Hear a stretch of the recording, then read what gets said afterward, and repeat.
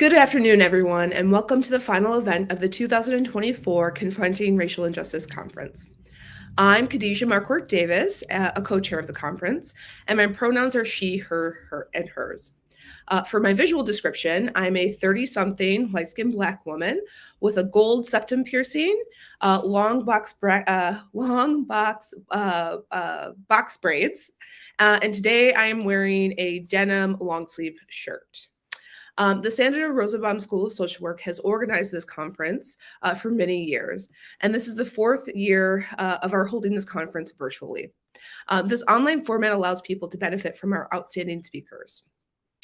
As an alumni of the school's MSW program, it has been an incredible honor to help plan and execute this conference, which was first offered 11 years ago.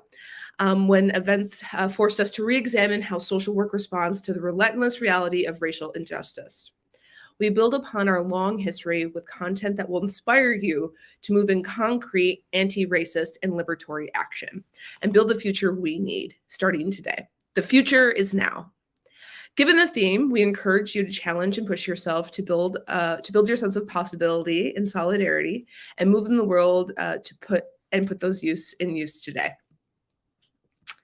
On behalf of the Planning Committee for the Social Workers Confronting Racial Injustice Conference, I ask that you join me in acknowledging that our University of Wisconsin-Madison campus, here on the shores of the Wunkshik home Ikla, or Lake Mendota, resides within the sacred homeland of the Ho-Chunk people, a place they call Dejop or Four Lakes. As the reach of the university extends to the far corners of our state, we also respectfully recognize the inherent sovereignty of the 12 First Nations of Wisconsin. Whether you are watching this from the land of these 12 First Nations or you are more distant, we encourage you to learn about the history of the land you are upon. Our land-grant university could not have been established or sustained were it not for state and federally sponsored settler colonialism and disposition and displacement of American Indian nations in communities across our state. We must now confront the outcomes of unjust land treaties and the harm caused by our university's past complicity with policies of cultural and physical genocide as we seek reconciliation with Indigenous nations and communities of Wisconsin. As social workers, we have a duty to look critically at the role our profession has played in the attempted cultural genocide and destruction of Indigenous families, such as was the aim of boarding schools in this state and across this continent. This conference is rooted in critical reflection on our work as social workers. Our goal is to bring clarity about the past, but also to challenge and inspire us all to move into action in our work and communities once the conference is over. We hope this conference provides space for critical reflection, humility, and openness, which will allow all of us to reflect, to hear, and tell truths, and move toward action and transformation to support Indigenous rights, cultural equity, and racial equity. With acknowledgement and gratitude, we move forward today in our journey. The fact that we are on Ho-Chunk land in the way that we are on it is not separate from what we are gathered here to do today. So today we close the conference with Kelly Hayes sharing how much discomfort is the whole world worth. We remind you that sessions have been recorded. Please make sure to check our conference website for session recordings. A link to live captioning of today's presentation is in the description box below on the YouTube video. And then if you want CEUs for this plenary session, please click on the link to the virtual sign-in sheet, also in the YouTube link description box. And follow the procedure listed on our conference website and Eventbrite webpage for continuing education. You will receive your CEUs in the next month if you are registered and filled in the virtual sign-in link connected to this plenary. And now, a quick introduction to our keynote speaker, Kelly Hayes. Kelly Hayes is a Menominee author, organizer, movement educator, and photographer. She is also the host of Truth's Out podcast, Movement Memos. She's also the co-author of the best-selling book, This Radicalize You, with Mariame Kaba. Kelly is also the co-founder of the direct action collective Lifted Voices and the Chicago Light Brigade. Kelly has led countless workshops over the years and has trained thousands of people around the country in different action tactics. She also has served as grassroots strategist, offering advice and analysis to groups across Chicago and the United States. Kelly will deliver her thoughts and then be joined by two members of our community. Social workers and program alumni Bethany Matson and Megan Malone will join the stream to bring their experience and thoughts to the conversation. And now it is with great pleasure that I hand it over to Kelly for How Much Discomfort is the Whole World Worth? Thank you so much, Kelly, for joining us. Greetings, everyone. Thank you for that lovely introduction. I also want to thank the organizers of Social Workers Confronting Racial Injustice for inviting me into this space, and everyone in the audience for joining us today. I'm Kelly Hayes. I'm a writer, organizer, and photographer. For my visual description, I am a 43-year-old, light-skinned, non-binary Menominee person with long brown hair. I'm wearing black rimmed glasses with rhinestones in the upper corners and an olive-colored shirt. In the background, there is a white wall and some green cushions. I want to begin by saying that the work I am here to discuss with you today is sacred to me. I am not a religious person, but there is a spiritual element to my work, and I believe in the importance of political communion. When we come together to make change, we make liberatory futures possible. When we take action together, we cannot know for sure if the world will change, but we know that without collective action, the status quo will continue to perpetuate itself and that it will usher in even darker, uglier times. Organizing is the work of spinning hope into possibility and possibility into reality wherever we can. It enables us to create light here and now in the tunnel as we navigate the darkness. That is what collective action and protest mean to me. I have given my life to this work, and in turn, this work has given me a life. I believe that our actions in the name of justice embody the words of the poet Diana de Prima, who said, "The war of the worlds hangs here, right now, in the balance. It is a war for this world, to keep it." I am an organizer, and before we get into how we fight for this world to keep it, I want to say a bit about what it means to be an organizer. Because organizing and activism are sometimes used as synonyms, but many of my co-strugglers and I would argue that they are not the same thing. Every organizer is an activist, but not every activist is an organizer. I don't make this distinction to denigrate activists because I love activists. Nothing changes without activists. In fact, most of you have probably engaged with activism at some point in your lives, and I am so grateful to you for that. Activism describes the many ways in which we show up for justice or take action to initiate change. It can mean showing up for a meeting or attending a protest or making artwork for a cause. It can mean doing research or volunteering our time for mutual aid projects. From political education to wheat pasting, activists are constantly remaking the political terrain we inhabit, and that is essential. Put simply, activists are people who work to bring their actions into alignment with their values and their aspirations for the world.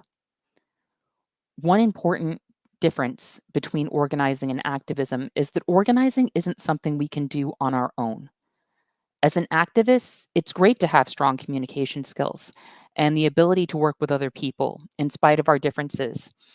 But honestly, I could be a pretty curmudgeonly, self-isolating person and still contribute artwork or research to a cause. I could go to a rally and stand in a crowd without knowing how to talk to anyone or plan anything.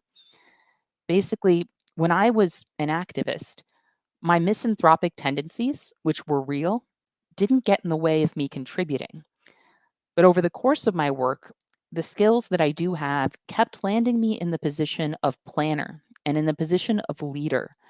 And if we're going to coordinate collective plans or lead groups of people for a cause or collaborate effectively to decide how we will move in the world, then we have to take the craft of organizing and what it demands of us seriously.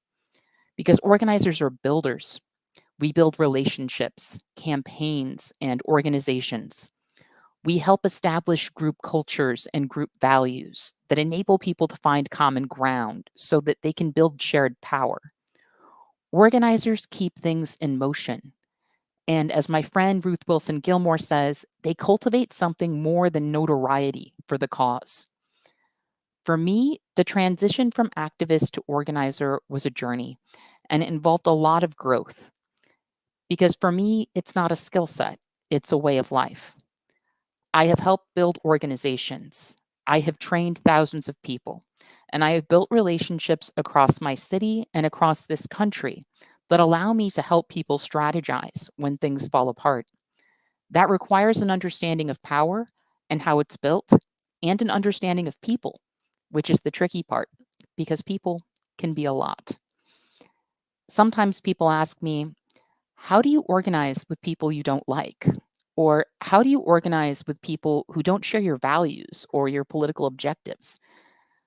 What I find funny about these questions is that they seem to suppose that organizing is primarily the work of finding people we like or people with good politics and making big plans with those people. Now, that can happen. And when it does, it's a beautiful thing. But organizing for change is not about affinity based collaborations. If it were, I would be in trouble because between us, I'm kind of a weird and cranky person and I don't like most people. Seriously, I don't. And that's okay because I don't have to like people in order to care about them or to struggle alongside them or to believe that they deserve health care or clean water or freedom. I don't have to like people to understand their stories, to appreciate their skills, or to take their contributions seriously. But a funny side effect of learning someone's story, appreciating their contributions, and struggling alongside them is that sometimes, in spite of your differences or your weird, cranky nature, you might actually wind up liking them. But that's not really the point or what ultimately matters. Organizing is about building power, and it's about leveraging that power for the sake of the common good. This society has not conditioned us to approach each other in ways that foster that kind of work. In fact, sometimes what we think we know about being likable or making friends or persuading people of our position can actually get in the way of our objectives. But I'm getting ahead of myself because to get on the same page about what's required of us as people who want to make change in the world, we need to understand the stakes. So, what's at stake in our time? Well, what isn't, right? The future of public education, voting rights, reproductive justice, the survival and self determination of trans people, Black people, and Native people, disability rights, the rights and futures of unhoused people, of migrants, the habitability of the earth itself. Truly, what isn't at stake right now? That's where we have to begin in order to think honestly about what the moment demands of us and how much discomfort the work of organizing is really worth. Because if we're honest about the stakes, the question quickly becomes, how much discomfort is the whole world worth? Now, this is all really difficult stuff because we all need to have standards about how we're treated, and no one should be expected to tolerate abuse. I think when I talk about discomfort, people's first impulse is often to imagine the worst, most offensive thing that could happen and to assume that I'm saying, you just have to put up with that horrible, offensive, abusive behavior because this is an emergency. I am not saying that. But for most of us, there is a space between our comfort zone and the intolerable. In our book, Let This Radicalize You, Mariame Kaba and I call that space the stretch zone. It's a space in which I may be uncomfortable, but where I don't become confrontational or resort to a call out or some kind of intense intervention. Because sometimes we do have to intercede in those ways, don't we? Sometimes we have to escalate and put a hard stop to something ugly. But in the space between that severity and feeling completely okay with whatever's going on, there's a lot of messiness to navigate. In fact, the navigation of that mess is not only fundamental to organizing, but to human communication itself. Sometimes reality, as we experience it in our social groups or work settings, or in the algorithmically curated spaces that we inhabit on social media, can lead us to forget that the world is mostly made up of people who do not share our experiences or perspective. Echo chambers are real, and they can lead us to forget that communication is a grappling process. That's why the language we use is constantly evolving. The ways that we name things politically change with time because cultural connotations change, and the ways we understand words in relation to our histories, identities, and social contexts continuously shift. It's not as though the language we deploy today when talking about oppression is the right and correct language that we in all our greatness have finally hit upon. We are simply negotiating with history, the present, and the experiences and self understanding of our communities. And that process never ends. We are forever grappling with language itself and then using language to grapple with meaning, purpose, and contradictory worldviews. Of course, we get frustrated with each other, even when we have similar intentions. I hope that pausing to take that constant flux into account allows you to take a breath and go a little easier on yourself or someone else, because we need to know how to do that too. In fact, broadening our stretch zone often requires us to loosen up a bit. Now, no one can tell you what the parameters of your stretch zone should be. And sometimes people get frustrated when I say that. They want me to tell them, this is how you deal with a bigot. These are the guidelines. This is when you are allowed to lose your shit. And this is when you need to practice de escalation or use your creativity to educate or redirect someone. They want canned answers, but there aren't any. One of the reasons that there aren't any is that we're all different. A trans person is probably going to have a different stretch zone than a cis person when dealing with anti trans bigotry. They also probably have less influence with the person who's messing up than a cis person would, because we all know that statistically, we are all more likely to take people seriously if they have more in common with us. That doesn't mean a trans person can't decide to tolerate more discomfort than I might expect them to in the pursuit of understanding or common ground, because we're all different and we all have to be honest with ourselves about our temperament, our communication skills, our level of vulnerability, and our willingness to engage with difficult people and situations. What I will say is if your stretch zone doesn't extend far beyond your comfort zone, then your organizing will have terminal limits. We don't change the world by talking to people with whom we can find easy agreement. If there were enough people who were more or less like me to change the world, we probably would have gotten free by now. But there is no global movement sized population of people who think and act like me, or of people who think and act like you. There is a global movement sized population with the power to upend everything that is oppressing us, and it's largely made up of people who don't know how to talk to each other, or get along, or reconcile their differences. That's the actual challenge. And for what it's worth, it's always been the challenge. I have a friend named Chris Begley. He is an archaeologist and a survival instructor, and he wrote a book called The Next Apocalypse. It's one of my favorite books for a lot of reasons, but one of those reasons is a chapter called Who Survives and Why. Now, in his book, Begley revisits a number of apocalyptic events across the course of human history and also examines the apocalyptic elements of the present. In Who Survives and Why, he uses historical trends to distinguish what traits, qualities, and knowledge make people more likely to survive apocalyptic conditions. Sounds pretty important, right? He definitely had my attention. And I have to say, the answers weren't what I expected at all.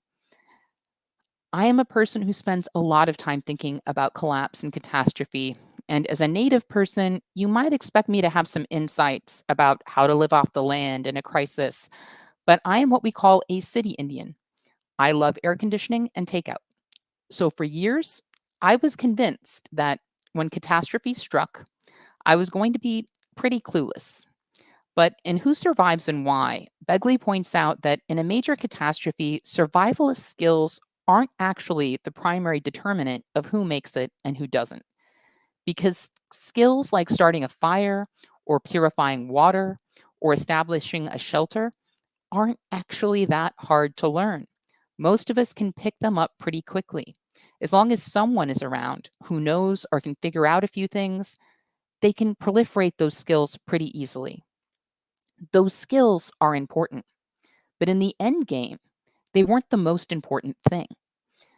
Begley found that the first most important indicator of whether someone would survive a major catastrophe was discernment.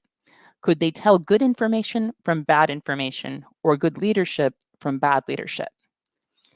The next most important indicator of someone's chances of survival was their ability to work across difference.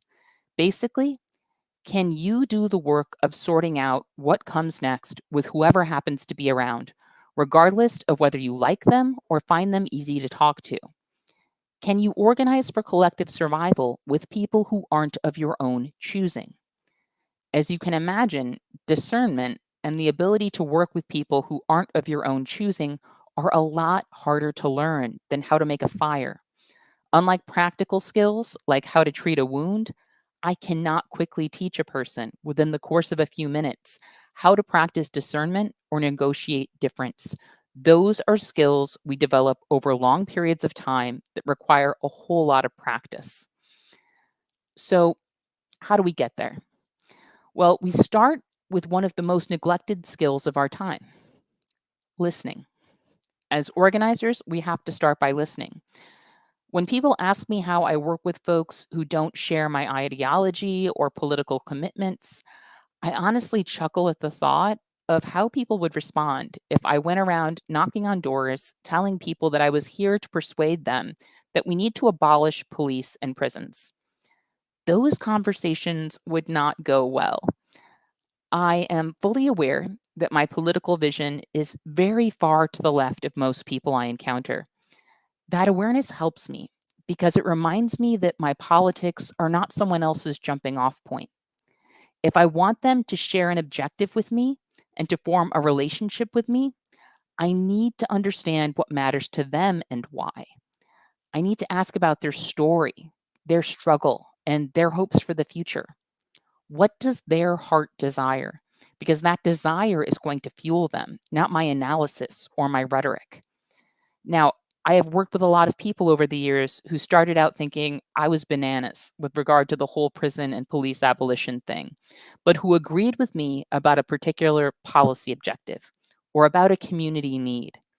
I have earned the trust of a lot of people who think that some of my political commitments and aspirations are nonsense, but who know that I will show up for them and that I will prioritize their well being and survival. Some of those people have ultimately become prison and police abolitionists because through our efforts, they have gotten a better acquaintance with the system and determined that it cannot be reformed. But that's not everyone, and it doesn't have to be. From my perspective, the work of abolition is the work of building a world where our current torturous, extractive system, which holds 2 million people in bondage, enduring intolerable conditions that the rest of us are meant to ignore or forget, is unthinkable. I want a world where people cannot even fathom the argument that such a monstrosity is necessary. That requires a lot of things, including universal health care, housing for all, community-driven systems of safety and accountability. There are so many ways a person can work towards building the world I want without having politics that precisely mirror my own. And the same is true in reverse. The fact that I want to build a world without police and prisons means I am a potential ally to people who are fighting for healthcare, housing, reproductive justice, and the decriminalization of substance use and sex work, even if they are not abolitionists. It's all a matter of hearing each other and figuring out where the alignment between us exists. Sometimes that alignment can be obvious. My father was one of the great influences of my life. He's no longer with us, but when he was alive, he was a very committed member of a fellowship club for members of Alcoholics Anonymous. Now, I know 12 steps aren't for everyone, and there are some legitimate critiques to be made. My father and I used to have those conversations. But one thing he believed in that I also believe in is the power of solidarity. AA helped my father save his life and his family. So for decades, he was committed to helping other people pursue their sobriety. And as he supported people in those journeys, my father and I became more alike because there were things I couldn't simply explain to him about the world or his politics that he wound up learning in the context of shared struggle. For example, by the time he left us, my dad had great politics around trans issues. He hadn't previously been transphobic. He was honestly pretty quiet on the topic, as though it was something he didn't really have an opinion on. Then he met a trans woman in AA, and she became his co-struggler. He was devoted to supporting her sobriety because that's how he understood solidarity and community. The community makes my life possible, so I help make life possible for those who enter the community. My father talked to me about his friend one night, and I will never forget it. He had checked one of my relatives for a transphobic comment at a holiday dinner, and that alone had made my day. It was a win I would be celebrating for years. But when he explained why he did it, I still tear up thinking about it. He told me about his friend in AA and how she was the featured speaker one night at a meeting. He told me that when he or most of his friends spoke in that capacity, they would usually talk about all the terrible things they did to other people when they were drinking. They would talk about how they had to stop drinking so they would stop hurting the people they loved. But this woman, my father told me, was only hurting herself. She wasn't harming other people. He said she was destroying herself because of people like me. I was baffled by that statement because I couldn't imagine my father being hateful or cruel to anyone. But he explained, because I wasn't pushing back when people said cruel things. I wasn't doing my part to make this a world that she could live in. And it's not that hard. It's not a hard thing to do to honor that someone is who they say they are and to be kind. My father, who was not a radical, had developed a better sense of how to act in solidarity with trans people than most activists and organizers I know. And it happened through the waging. That's how most transformation happens, for the record. It doesn't happen because we walk around with our red pens out, correcting people's language. It doesn't happen because we tell people your politics are bad, try these instead. It happens in the context of shared struggle, in group cultures where people truly believe that my liberation is bound up in yours and that we are each other's best hope. It happens when the work of collective survival creates a culture of mutual understanding in the pursuit of something better for all of us. It happens in the waging. I have no doubt that my father's friend had to be patient with him at times as he unlearned old language or got his head around ideas that were completely new to him. But from that mutual investment in understanding, in comradeship, and in shared survival, they both got something priceless, something that made the world a little better because change radiates. It meant something in my father's community that a man like him wouldn't tolerate certain jokes, and that a man like him insisted that people's identities be respected. It meant something to a lot of people. And I know just how far his influence reached because at my father's funeral, I was approached by countless people who told me, "Your father saved my life." But my father was no savior. My father practiced solidarity, and that practice spread among those he helped, just like his politics spread among those he helped. This is how we build culture. This is how we build communities. And this is how we are transformed by each other through the waging of shared struggle.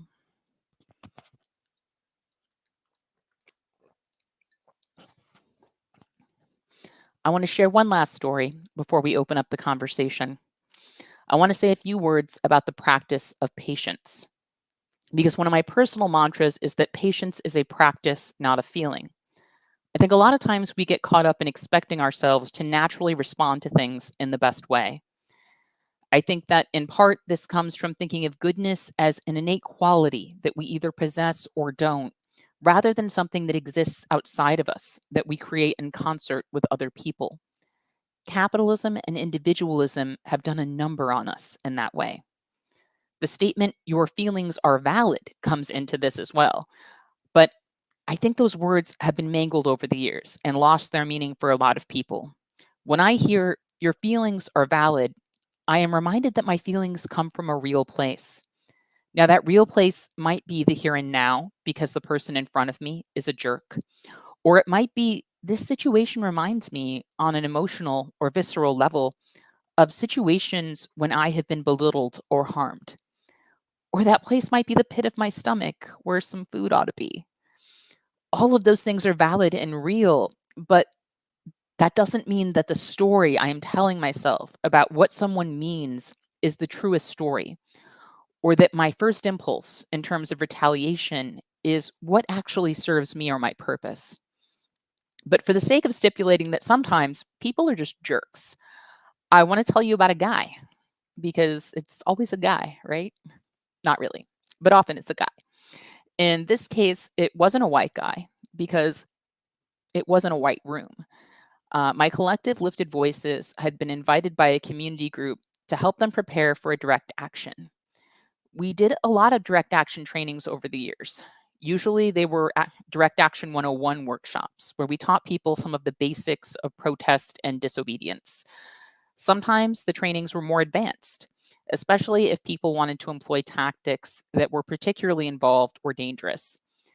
We had expertise in building and deploying certain equipment, like the kind of equipment you might use in a blockade to shut down a roadway or a construction site. This group was an intergenerational community organization fighting gentrification in their neighborhood. They were ready to escalate their campaign against a developer and stage a shutdown. My crew had been invited to a church basement to provide a presentation explaining what the action would entail, what we would need to build, how much rehearsal would be required, and what people could expect in terms of being extracted from the blockade by police. It was a learning opportunity for them, but also an opportunity for our two groups to gauge if we were a good fit or whether we could work together. My team was an all Black and Indigenous crew of queer women and non-binary folks with radical politics. We knew walking into that basement that we were going to encounter some amount of transphobia and misogyny because we knew the community that those folks were from. We all grew up in similar communities. And as much as we loved having our political home together, where we all held similar beliefs in politics, we wanted to be able to build power in the kinds of communities we were from. So we were ready for some amount of mess. But what ultimately happened did catch us off guard. At the end of a lengthy, detailed presentation, I'm sorry, I'm having a power issue with my computer. One moment.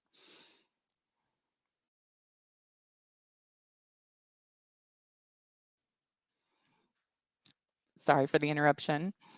So at the end of a lengthy, detailed presentation that we were confident and pressed upon people that we were bringing important knowledge and skills to the table, I said, "Are there any questions?" A man from the back of the room called out, "Yeah, where are the men?" The room went silent. The people who invited us looked mortified.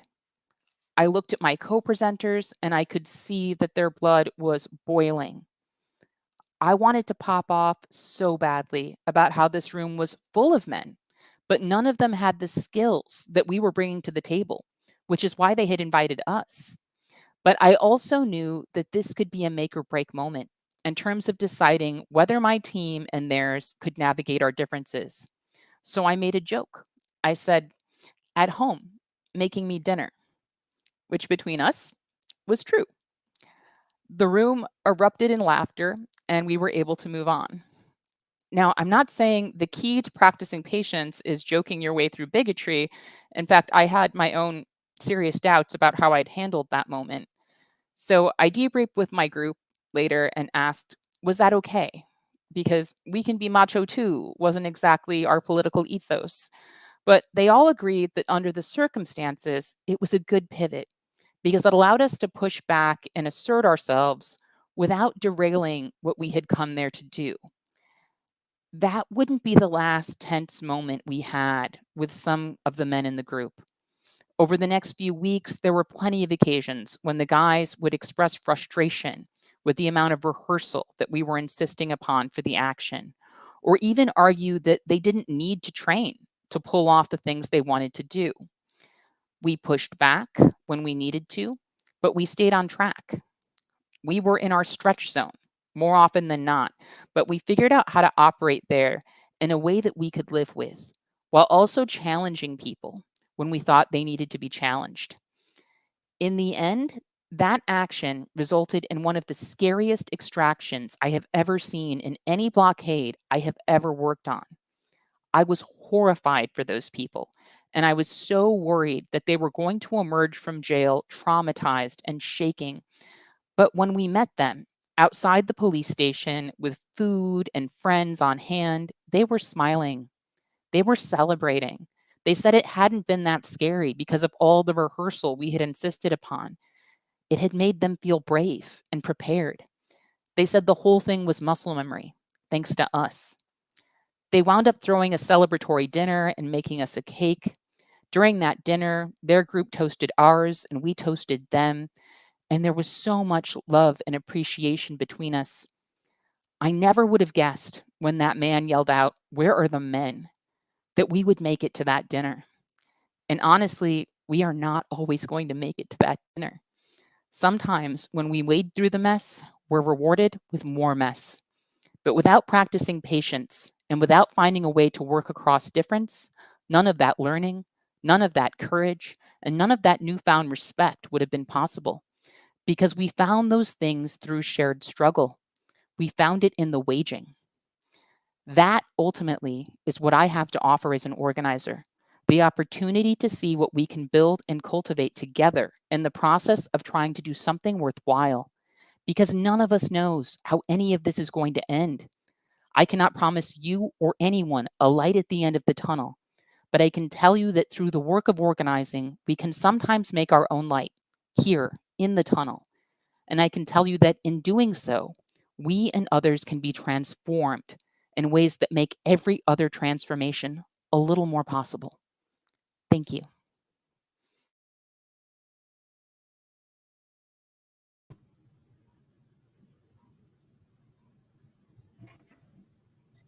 Hello, everyone. Thank you, Kelly, so much for that talk and presentation. It was really great. Just as we start this conversation, I'll introduce myself. Hi, everyone. My name is Bethany Matson. I go by she, her. Just a description of me. I am a 40-year-old Black woman, medium dark skin, short, faded brown hair, wearing medium hoop earrings and a maroon top, sitting in front of the plainest white wall ever. So I don't have to describe anything else.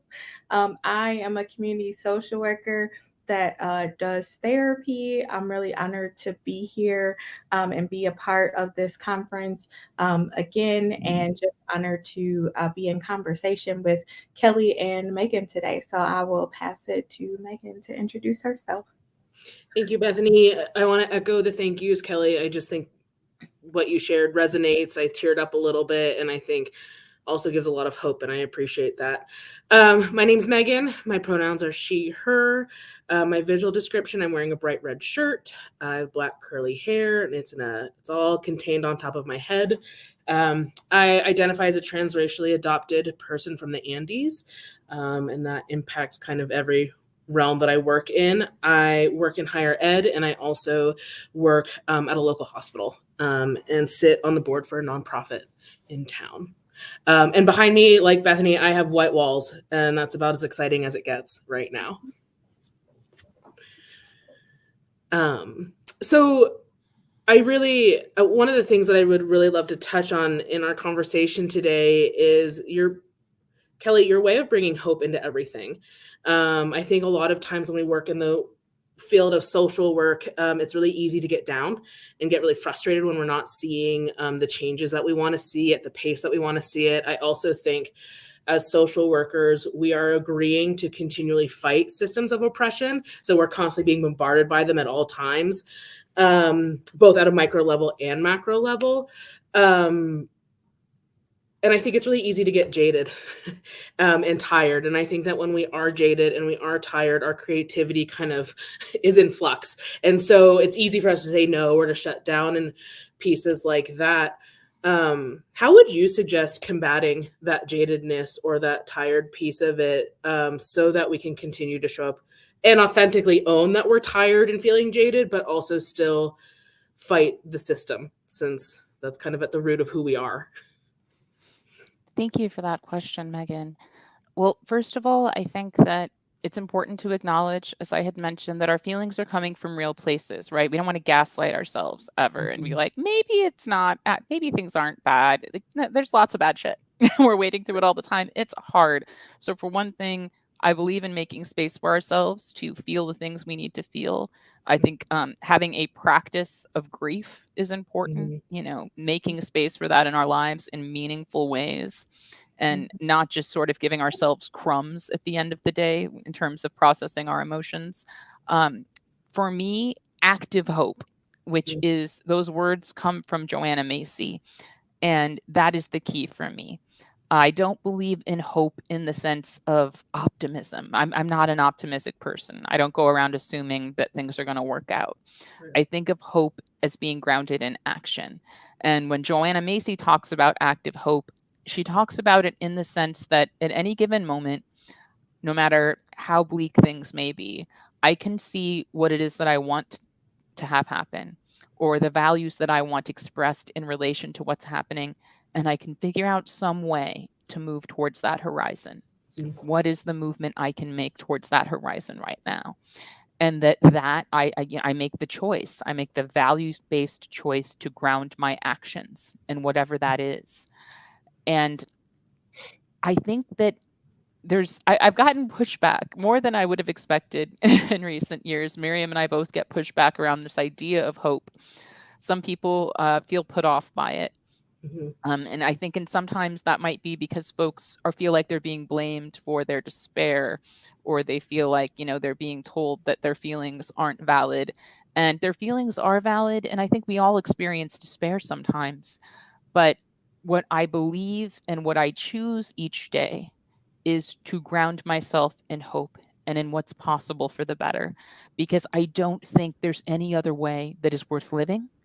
I certainly don't think there's any other way that's worth living in relation to other people. And I don't think there's any other way for most of us that things get better. I mean, if a person can practice and act and struggle without hope, just saying, nope, I think everything bad is going to happen, but I believe this is what's right and it's what I'm doing, I say right on. Do that. If you can build a whole movement behind that way of thinking, do that. I support you. But I don't think that's how most people operate. I think most of us need to find a way to ground ourselves in a sense of hope and what's possible. And I also think it's really important for us to open ourselves up to the possibility that we don't always know. We don't know. In the book, Mariame and I talk about how when Mariame approached me to participate in the organizing for the Reparations Now ordinance in Chicago, I didn't believe it could pass. I absolutely didn't. I got involved and I gave 6 months of my life to just relentlessly organizing direct actions for this effort, not because at first that I believed we could win. I believed in the cause. I believed that the people involved were worth fighting for. I believed in my friends and in the people who were telling me this was a worthy thing to invest in. And I believed that in the waging of that struggle, we would make worthwhile things together. We would generate something worth having. I was right about that part. We built community, we built relationships. There was a lot of beauty going on there. And also we won. We did the thing. And when everything turned, it was the moment Rahm Emanuel wound up in a runoff for the election.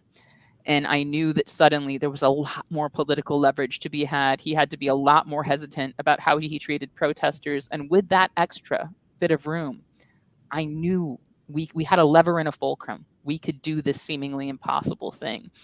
And so I also just want us to remind us to check our egos sometimes. We don't always know how it's going to turn out.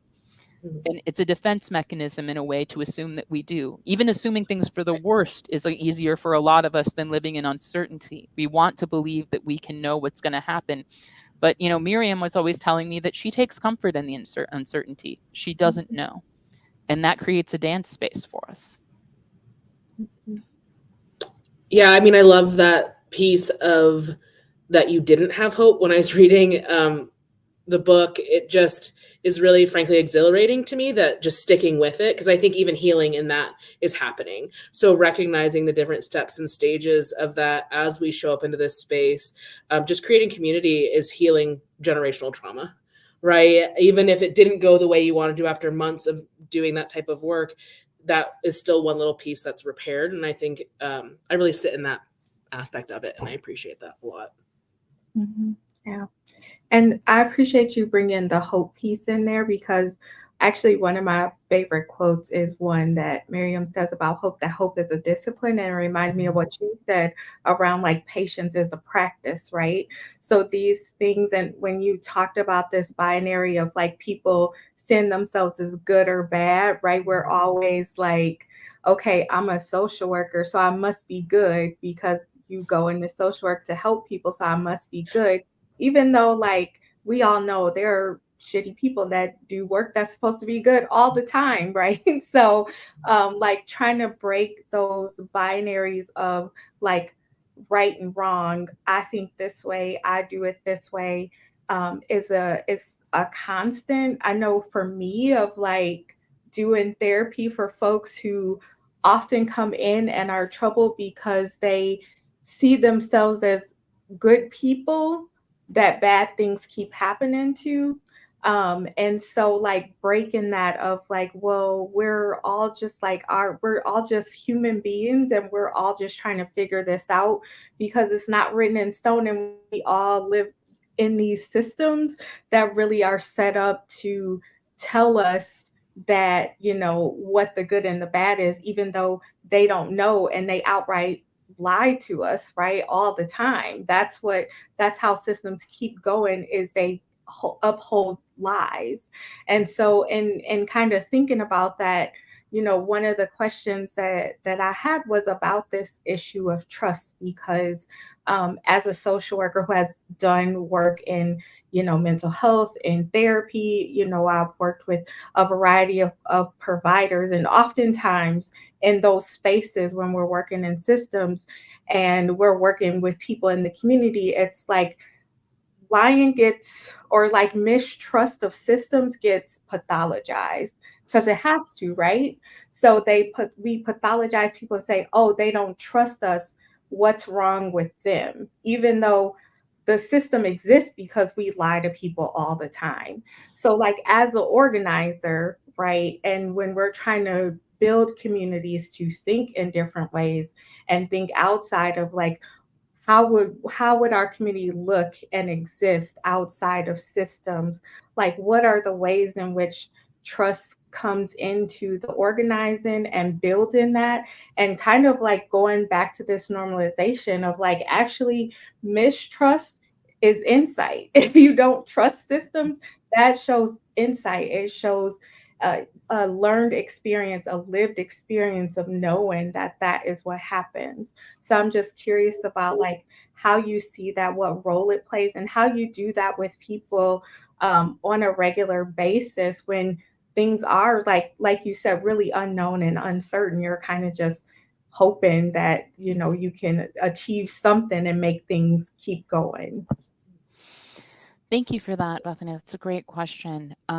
So building trust, it's so difficult, right? Because we have, as you say, so many reasons to be distrustful. And some of us have been so wounded by systems and by other people and by people that we believed in, that coming into a social justice space and trying to have the trust that we need it can be really hard. And sometimes the work moves faster than the speed of trust, right? So how do we engage in a good way? And I would say that a lot of this, it's about how we practice care. It's about how we communicate with each other. I ask people to treat situations as an experiment in co-reliance. Can we rely on each other? And what do we learn about how much we can rely on each other through the situations that we engage in? If I go into a space and people are respectful of me, are respectful of my time, if we do the things that we say we're going to do together, if we practice the values that we agree upon for the space, that's building up my trust that what these people tell me is what's going to happen. If I go into a space and the values that we agree to hold in the space are not held, my time is not being respected, things are happening that I'm subtly uncomfortable with, I'm going to bail on that space, And so I think that people should engage with care and that we need to make room to be human together. And what I mean by that is that we have a lot of social justice spaces that are very productivity oriented. And that's important. We absolutely need that. But we need more than that, right? We also need spaces. We have a space, my friend Tanuja and I co-organized, Tanuja Jagranath, called Understory. And it's a weekly virtual gathering for organizers and particularly folks with abolitionist politics, where we come together and we engage around ideas that are sacred to us. And the idea of understory, it comes from the understory in a forest, which is the space beneath the tree canopy where sort of shade-tolerant ferns and bushes and moss and fungi grow, and there's a lot of decomposition, and there's a lot of unseen growth. And this is how we think of sort of the fabric that sustains movements, right? There are the big moments, there's the stuff everyone sees, and then there's all this undergrowth that has to be happening all the time, and all of this breakdown of old ideas and old ways of doing things that has to be happening all the time. And where do we make the space for that? And where do we make space for us to practice the kind of stuff I was talking about, these ideas about being patient, these ideas about working within your stretch zone. Like, where do we get room to practice these things? And so in Understory, one of the things we do is we share a weekly reading that we find sacred to our politics in some way, or that we think creatively has the potential to move us in a positive direction with the work, and we talk about it. And the very first week that we did this, I read from a poet who someone in the group informed me during the discussion that this person had said something politically insensitive, this poet, towards folk with their background, and that they had feelings about this.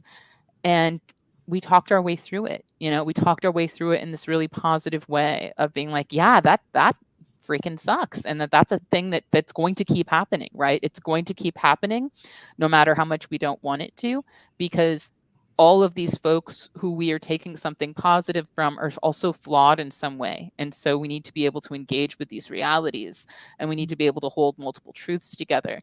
And having that practice space in which we can hold each other in our humanity is so deeply important. So I think we need practice spaces where we can be human together. Because when we see in spaces what happens when we're not getting to have the space to be just people together and to talk through some of these issues that come up again in our spaces, you just wind up with trauma responses ricocheting around the meeting room. And good organizing doesn't happen in that kind of environment. So where are we making space for the growth that needs to occur, I think, is a really important question. And also, I'm always big on inviting people to treat things as an experiment, to accept an invitation, engage, and see what happens. I don't necessarily trust when I walk across the street that someone's going to stop at the red light but it's kind of an exercise in co-reliance, right? It's like, I'm gonna have a look, but I have some amount of reliance on y'all not to run me down in this intersection. So what are the ways that we can practice co-reliance until we get to a place of trust? And, and what does that look like? I think that inviting people on these explorations and getting into right relationship with folks as they take those risks, that's the way forward. Mm-hmm. Yeah. And I just want to emphasize what you said about creating spaces, because I think one of the pitfalls of the social work field is that so much of our work is about isolating ourselves from being in community with the people that we serve, isolating ourselves, from different organizations, isolating ourselves from all of these things. And so even though a lot of social workers might hear you talk about organizing and say, oh, I'm an organizer, because all of these things are a part of what it means to be a social worker, is doing these things for social justice, listening, being hopeful, practicing. But actually this field, in a way, it sets us up to separate ourselves from both the people that we serve and other people doing the work. Yeah, I mean, I love that point, Bethany, partly because I think most of us who've picked social work is because of our experiences. A need wasn't met, or we had a really good relationship with someone in the community that was like, that's why I'm picking this route. And one of the things I feel like I keep seeing more and more of right now, and I think this is partly the advent of social media, which I think is a very useful tool. It can also be one that is very divisive. But thinking about our experiences make us the experts. Oftentimes people in power or people wanting to help show up kind of want to deny our experiences or our stories because they don't necessarily want to believe it. But Kelly, one of your points throughout this talk has been organizers as storytellers. And I feel like in the realms that I exist in, especially in higher ed, as I try to bring up my experiences and share that, there's a lot of eye rolling. That only happened to you. That can't be true. Or from a larger scale of, there's no way that in our current time we can have a genocide, when for so many in the BIPOC community, genocide has never stopped. So how do we revamp the storytelling so that people can reinvest or not be so burnt out? Because I also think the pandemic, with the intersection of capitalism, has lent us to a collective burnout as a whole. How do we recover from that so that people are organizing all the time, and I think people are just saying, I'm exhausted and I don't know how to organize anymore. I don't know how to keep telling the story. So again, it's a little bit of a loss of hope, but more just this piece of, let's revamp this. This isn't changing. It's just some of the descriptions are changing or some of the characteristics are changing, but the issues are kind of still being brought along. So what does reinvesting in the storytelling look like? Thank you for that. I think it can look like a lot of things. And one of the more beautiful protests I've attended in the last year was a protest that was organized by Jewish Voice for Peace and Fast for Gaza here in Chicago in December. And there was it was on the last day of Hanukkah. And so you had a bunch of Jewish folk kind of rededicating their celebration of that holiday moment to the demand for a ceasefire and an end to the siege.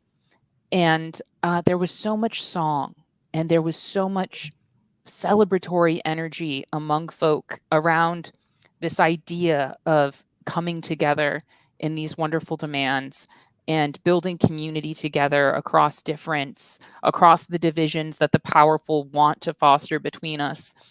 And I was so moved. And I remember feeling more than anything in that space just reinvigorated. I think a lot of us had been so tired, so exhausted because, we've just gone to protest after protest and the news is so bleak. Mm-hmm. And the reports of folks being lost are so devastating, and you get tired and you get full of grief. And we need things that help restore us in moments like that. And coming to that protest, I felt so much restoration. And when we walked, singing and carrying lights and carrying signs and props from Daley Plaza in downtown Chicago to the Boeing building downtown, to challenge Boeing on its role in this, in this genocide and in militarism in general. And we projected a message on the side of the Boeing building. And amidst the rally that continued there, with songs and with speakers and whatnot, at some one point, a group of the Jewish Voice for Peace folk took these light boards, and that's something that my group brings to the table. Some of you may be familiar with them. They're these big lighted letters. They're LED lights. Each of them is one letter, and we put them together to spell out different messages, make lighted banners at different protests. Well, we had brought those, and the police weren't thinking twice about that because we had all this light and art stuff going on. But some Jewish Voice for Peace folk stormed into the street with those and created a street blockade at this, important important road, this bridge downtown, in the midst of this protest where it just didn't seem like it was that kind of night. But this had, of course, had all been planned. And seeing those, and they also dragged this really huge, beautifully lit menorah into the middle of the road, and seeing that creation of really a manifestation, right, of defiance, of love, of faith. I got so much strength from that, and also laughed my ass off because when they started to do it, the police were so thrown. One of them yelled, "Stop that!"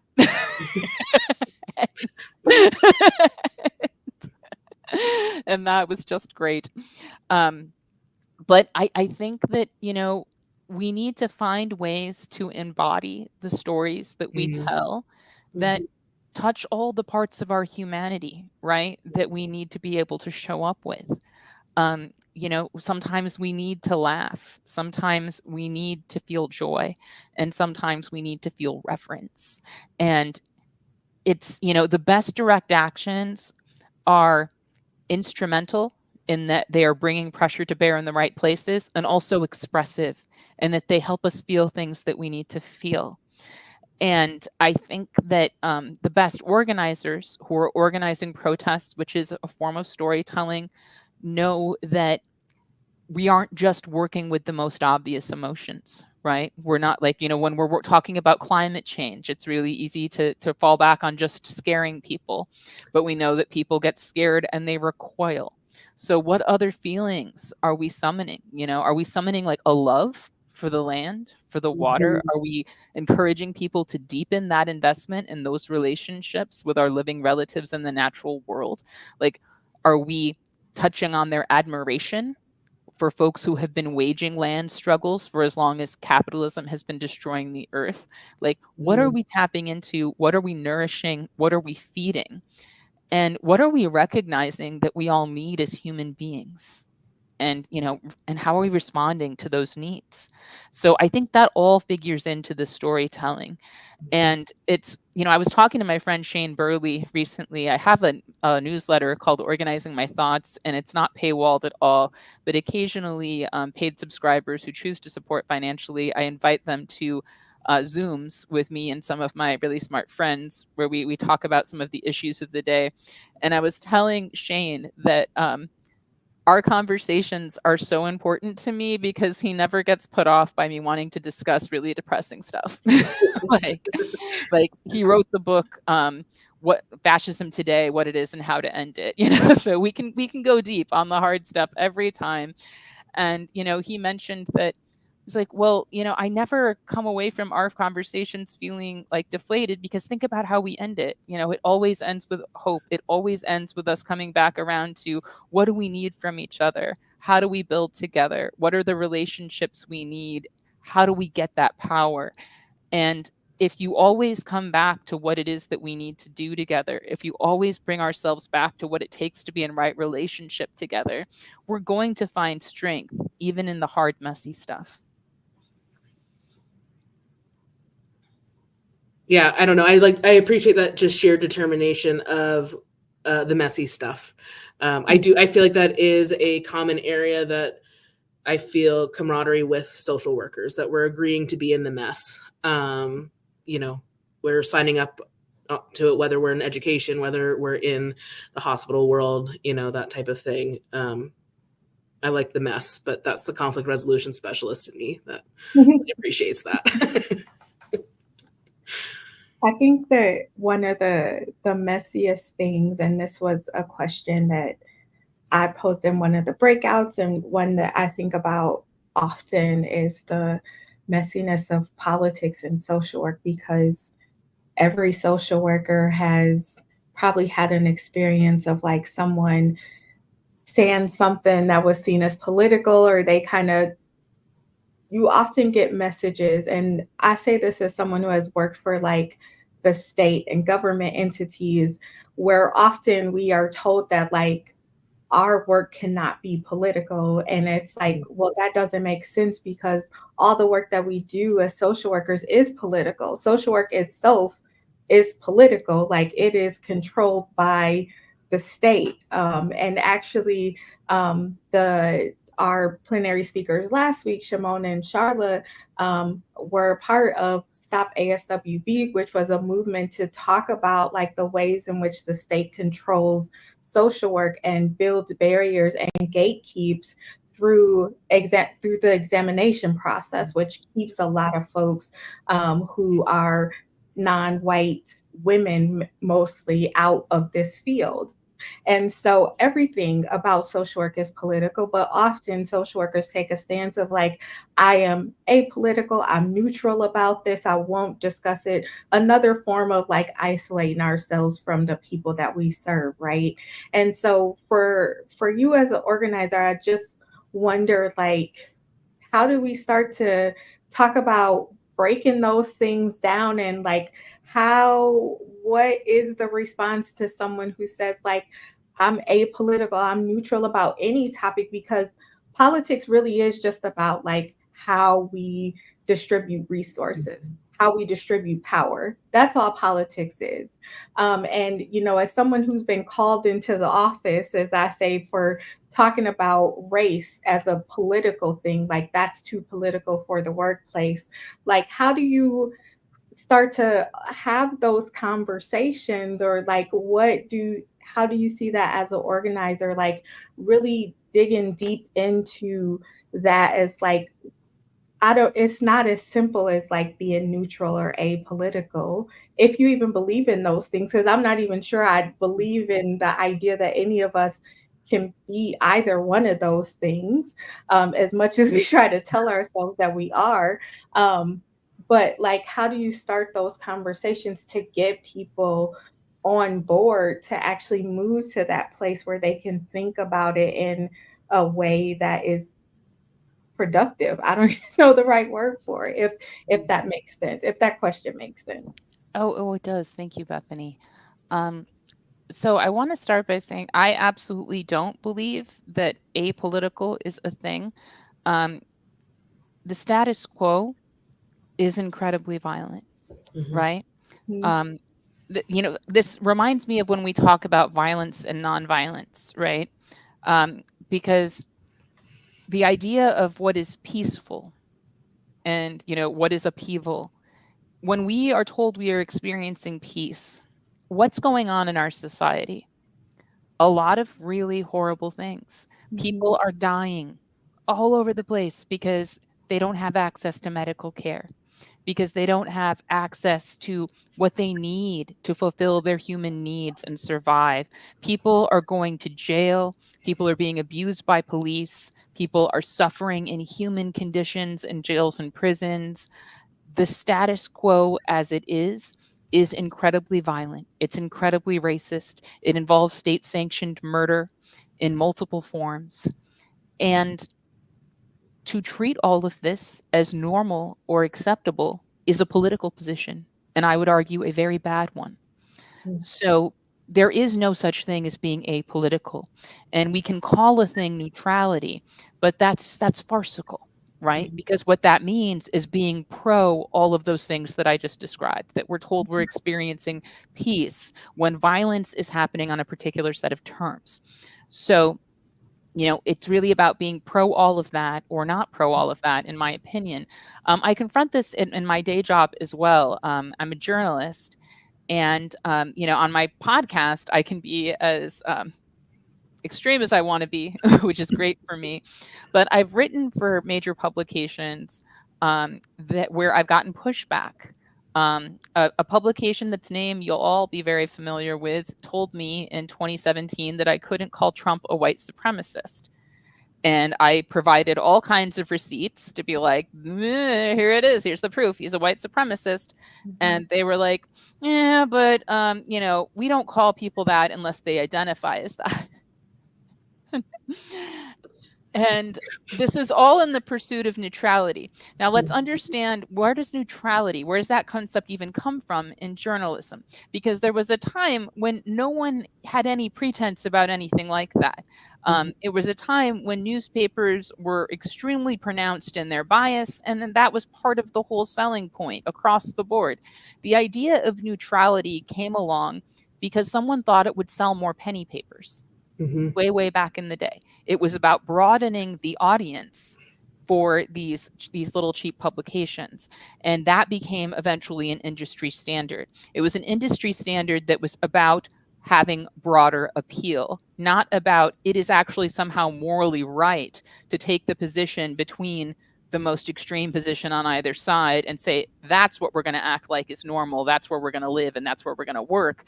This was never a moral thing. It was always a capitalistic decision. And so I see these choices to engage on these so-called neutral terms as having nothing to do with a professionalism in the sense that people want to depict it. It doesn't come from any space of what's actually right or what represents integrity. It's about being palatable to a broader set of people if we're selling something. And in some cases, it's about cloaking what we're doing that is not okay in a kind of a decorum, right? That disguises the fact that we are not taking a position on something that is clearly a matter of right versus wrong, but we're going to dress this up in sort of this language of professionalism, that we're not going to take any risks, that we're not going to go on any limbs and say, that over there is not okay. And I think that we have been boxed into a lot of cowardice by the consequences that get dealt out to people. And that's really hard. I know that's really hard. But there is a time and a place, right, where we have to say, actually, we need to be able to say it's wrong the way that police treat Black folks, Native folks, trans folks. Actually, we need to just be able to say it's wrong that imprisoned people don't have clean water. When I volunteer to go to Stateville Prison to act as a community advisor to people in the higher ed program there through University Without Walls, I'm not allowed to drink the water. The staff will tell us, don't drink the water. I have not been inside a prison where visitors were told, it's cool, you can drink the water. We have to bring in our own water. The staff aren't drinking the water, and yet the imprisoned folks are drinking that water. We need to just be able to say that's wrong. We need, that's a political position, and it's the right one. And we need to have the courage to say, that's not okay. The world shouldn't exist on these terms. So I am all about us pushing back on the idea of norms as having anything to do with righteousness or what's correct. Lots of things are normative that are terrible, and we have to change those things. And, sometimes that's going to get us labeled as disruptors. Well, the world needs disruptors, right? So figuring out the parameters for what that looks like in whatever position we're in. Obviously, we don't all have the same amount of wiggle room to express ourselves safely, but I think we need to be pushing. We always need to be pushing, and we always need to be pushing left, because if we take an honest assessment of what's going on in the world, that is what morality actually demands. Agreed. And I just want that to really be a call for folks to really push into that and really think about what are instead of like really trying to focus on, a lot of people do that, like don't talk about things that they feel will be political because they want to be palatable, they want to be professional, seen as professional, but understanding that those things are, like you said, another form of violence. Like they hurt people like who look like me. They hurt people that look like the two of you, when we have to like make these thoughts disappear or make it feel like the rest of the world doesn't exist and isn't being harmed in order just to show up and, you know, collect a paycheck or, you know, get along with a coworker or whatever it is, or feel safe in the workplace, when it's a false sense of safety that we are creating when we say that these things don't exist, and we can just think of them as like things that don't actually have an impact when they really drive what we do every single day. I mean, I think to your point, Bethany and Kelly, professionalism, neutrality, it's just another name for white supremacy, right? And to keep those of us at the bottom. And so that's what I also think about organizing is we're already uncomfortable. I live uncomfortable because of the worlds I exist in. So you can't make me more uncomfortable at this rate. And I think that's also what makes organizing and makes, frankly, us scary, because we're not afraid to ask the questions at the end of the day, because we know that neutrality doesn't really exist and professionalism does not really exist either. And yet we're also still confined by those boxes, right? So it's just that constant pushing and trying to get out, getting one hand out and then it stuffed back in. So I just I think that that's what a lot of people forget, that most of us that are organizing, most of us that are disruptors, we're uncomfortable from day one. So we've got nothing to lose at that point. And that's something I think about a lot. I really appreciate that. Yeah. Yeah, thanks for bringing that into this space, Megan, because I do think thinking about the different zones, and I straight up just stole like the stretch zone ever since I read it in the book. I'm not even as that I say it now, like I own it. I love that. But like just thinking about that and how we're talking about stretch zones for folks who never even able to move out of that discomfort area. And I think like we have to, in some ways, and I've talked about this with lots of people, well, not with lots of people, because I live in Wisconsin, so it's not a lot of people that I can talk to in the professional workspace that look like me, but the handful of people that I've had the experience to talk to about this, of like, you know, not living in this false sense of security of like, if we show up and act a certain way and speak a certain way, and if we're like funny and charming and always on, because you always have to be on, right, then things will be safe and we don't have to worry about the harm that could occur to us because we're doing everything right,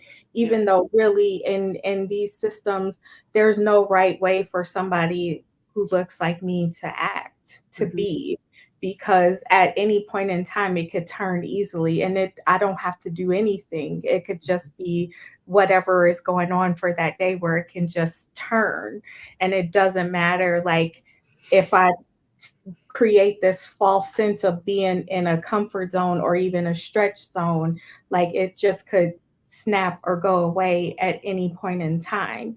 And sort of living under that, it's like, okay, either you stick with it and you stick to your guns and you stay there, or you're constantly pushing against it. And that's where that exhaustion that you all were talking about earlier, where it comes in, because it's like, damn, I'm at a breaking point every single day. I don't get a break. I can't take a breath. I don't get to breathe. I can't feel any of this, of what you tell me I have is not real. And so thinking about like these false sense of realities that we also live in and create in order to stay under these really oppressive systems. It's really, I don't have the word. I know I'm not eloquent enough to put it into words like what it feels like or describe it to anybody, other than to just say like, all I can think about is going back to that idea of like trying to find the hope in it and making that hope like something that really matters every single day. And so that was the beauty that I got from reading the book from you and Kelly, and for Kelly and you and Mariame, like the book, it really restored that sense of like, yes, there is that hope, even though it's hard to see it when you are constantly in this state of like, what the hell is going on and how do I keep moving forward? So voices like you all's really helps like someone, like me and probably so many others to see that where we just don't get it every single day.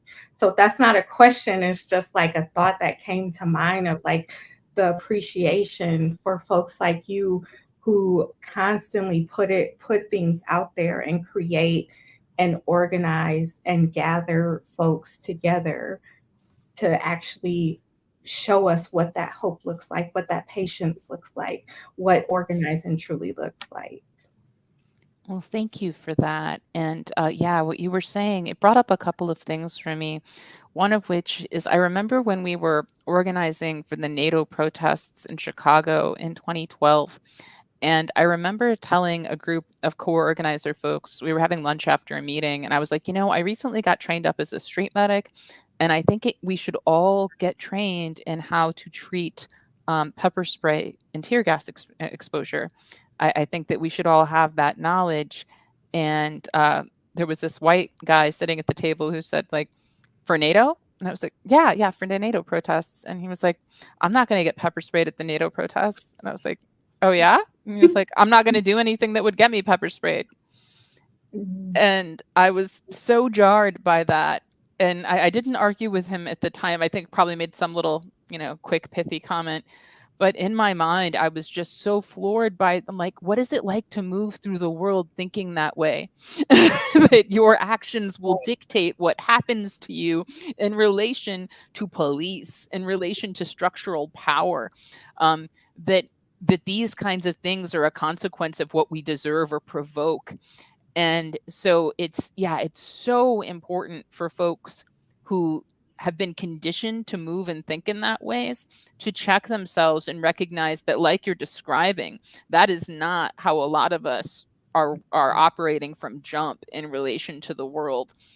We understand to expect what ultimately wound up happening at those protests, which is that sometimes the police just decide they're going to become violent. Something lands the wrong way with the wrong guy, and suddenly a bunch of people are getting their butts kicked. And then that has a ripple effect on what happens to everyone else. And then we're all making decisions, right? We're making decisions about what it looks like to care for each other. And we're making decisions about what it looks like to continue or protest or not that day.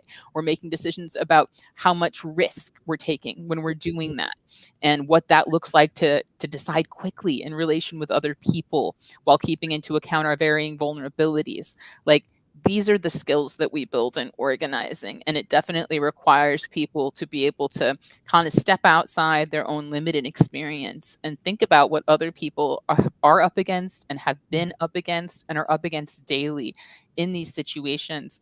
I was also thinking about what you said, Megan, about how we've been uncomfortable. And I remember I said something a few times when I was younger in meetings, and it would make people laugh when someone would say, like, I'm not trying to hurt your feelings. And I would say, you can't hurt my feelings. My feelings have been hurt since 1985. Like, you can't do it. Good try. Yep. But also, I've had this experience in spaces sometimes where if you're in a moment where a lot of people are coming into consciousness around, that some things aren't okay, it can be so overwhelming in a really positive way to come into a space and suddenly you're surrounded by a lot of people who have respect for what you're up against, who are going out of their way to pick the right words, to speak to you in a way that's respectful.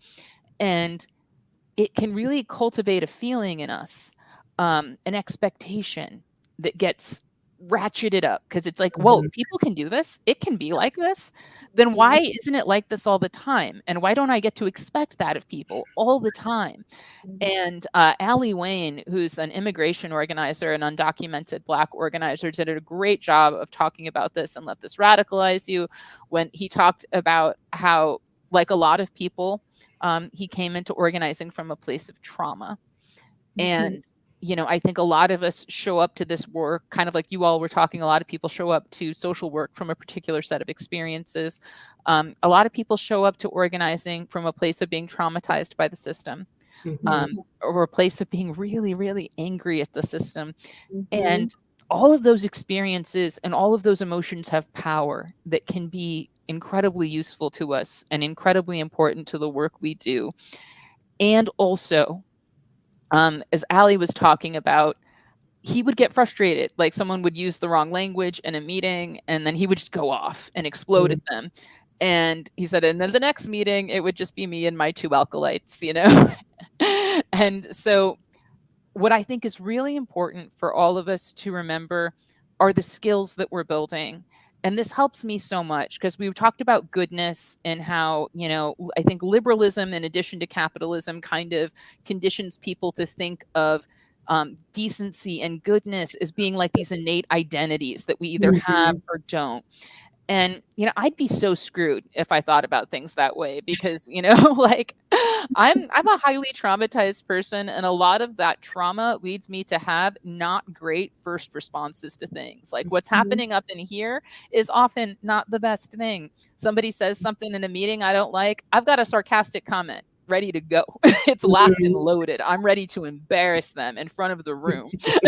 Like someone gets in my face, I'm going to act tougher than them. Like I have all of those impulses bouncing around inside of me.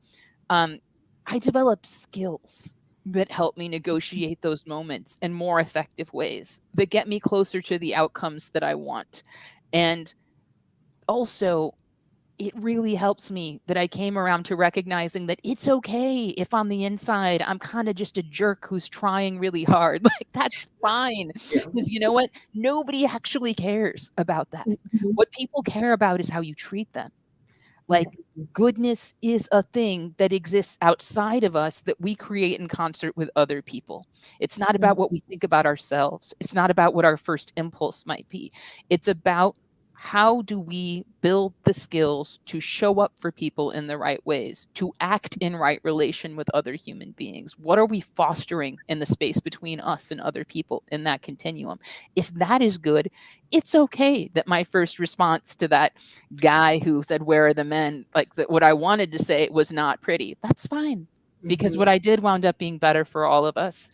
And so building the skills that we need to navigate these tough moments, and to also, in so doing, create that potential for spaces where we can be truly comfortable and feel truly good about what's going on. Like that dinner that I described with the folks who, in the beginning, some of them had been so misogynistic and so ill appreciative of us.